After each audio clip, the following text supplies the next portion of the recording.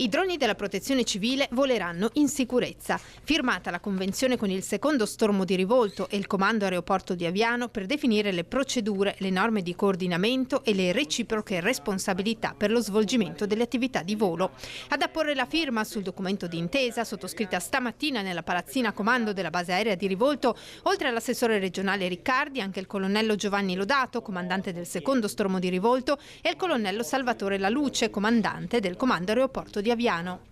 Sì, è un risultato che io considero importante anche simbolicamente, perché un accordo della Regione con queste due organizzazioni che fanno parte delle Forze Armate diventa strategico. L'utilizzo delle nuove tecnologie, in particolare dei droni, ci consentiranno nei compiti di istituto della Protezione Civile di poter monitorare situazioni di crisi emergenziali e consentire